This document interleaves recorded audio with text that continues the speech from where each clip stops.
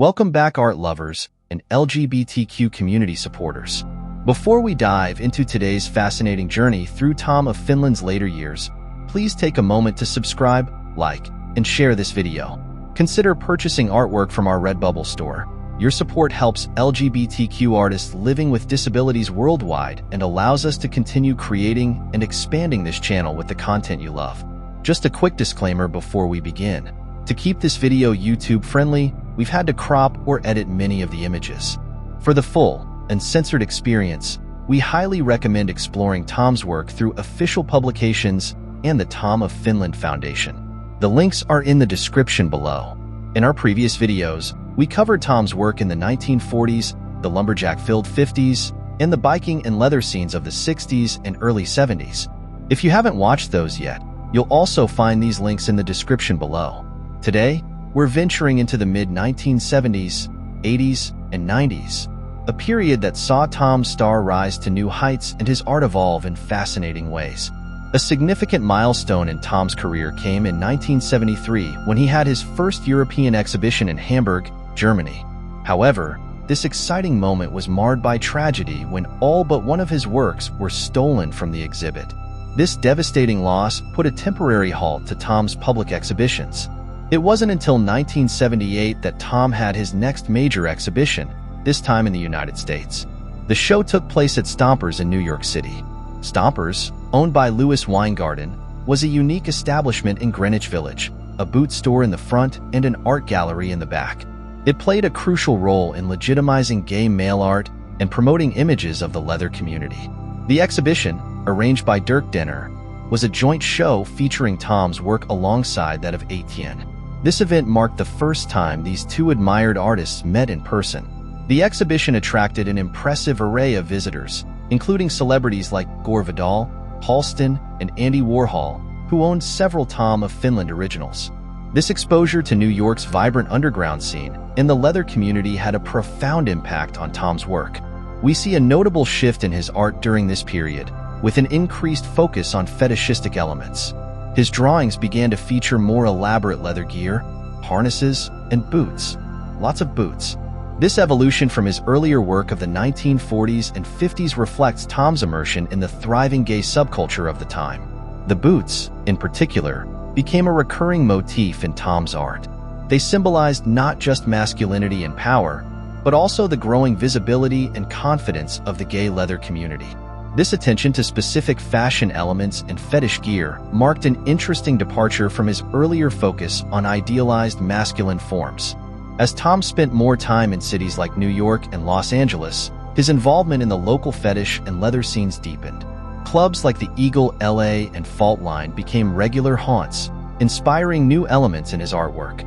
The boots, harnesses, and other gear that had always featured in his drawings took on new life as he experienced these scenes firsthand. A pivotal moment occurred in 1979 when Tom formed a business partnership with Dirk Denner, establishing the Tom of Finland Company. This partnership aimed to protect and promote Tom's work, addressing the growing issues of unauthorized reproductions and forgeries. Tom's publishers hadn't always been honorable. Original artwork wasn't always returned, and rights were often disregarded. Some estimates suggest that as much as 20% of Tom's work reproduced from the 50s through the 70s was done without permission or payment. To combat this, and to improve the quality of his published work, Tom and Dirk went into publishing themselves. They started with a new Cake comic book, Cake in the Wild West. The success of this venture led to reprints of Tom's earlier work and continued growth of the business. Throughout the 1980s, Tom's trips to America became more frequent. He began splitting his time equally between Los Angeles and Helsinki, spending 6 months in each city. This increased exposure to American gay culture further influenced his work and cemented his status as a cultural icon. In 1983, Tom was invited to judge the International Mr. Leather competition in Chicago. He was greeted by a sea of men who looked like they'd stepped right out of his drawings. The crowd gave him a 10-minute standing ovation, a moment that deeply moved Tom as he absorbed the love and admiration from the audience. It's important to note that throughout this period, Tom was still creating his cake works.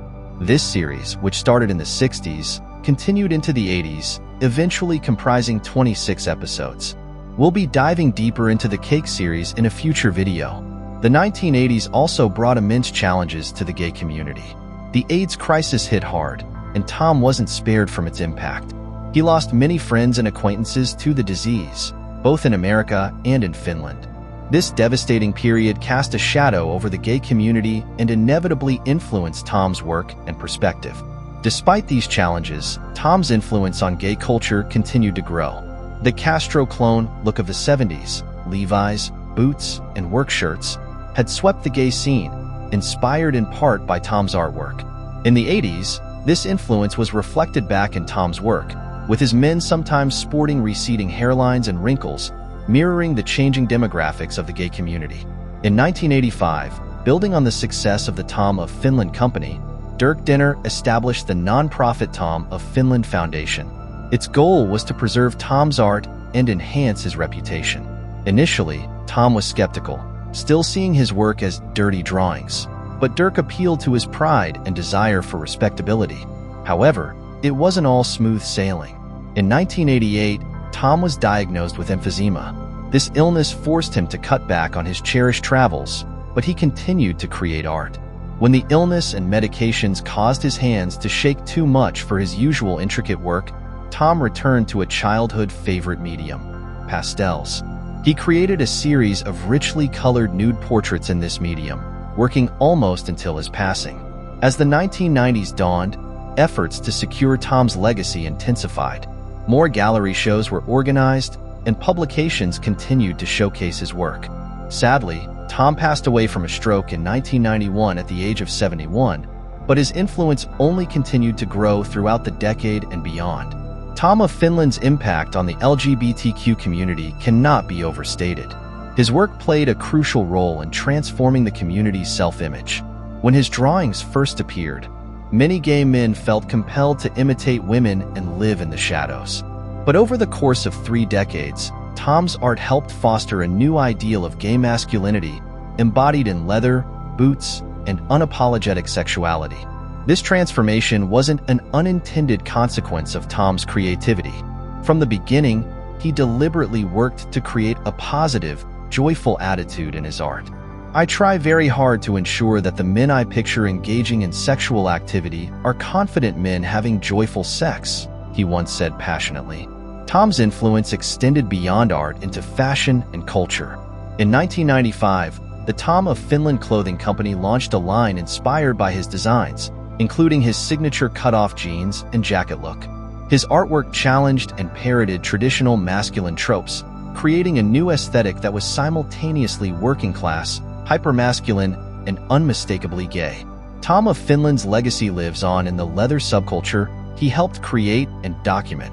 His designs broke boundaries not just within gay culture, but also within straight leather motorcycle clubs.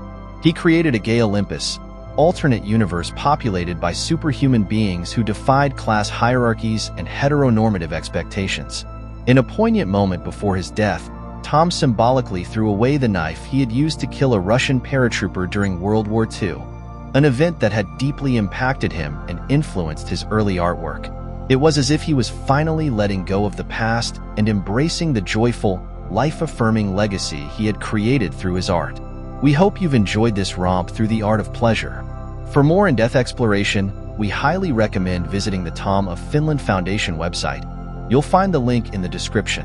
Also, keep an eye out for our upcoming videos on Tom's Cake series, his auction pieces, and deep dives into how his childhood shaped his future work. We'd love to hear your thoughts on Tom's later works. How do you think his art evolved over the years?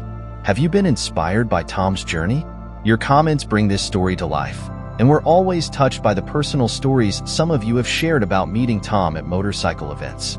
Finally, we want to remind you that your support makes a real difference. Once we hit 1,000 subscribers and see growth in our Redbubble store sales, we'll be donating a percentage of profits to LGBTQ foundations, potentially including the Tom of Finland Foundation. Your subscription and purchases directly support our community. Thank you for watching and sharing. We're taking a small, well-earned break, and more exciting content is coming soon, so stay tuned.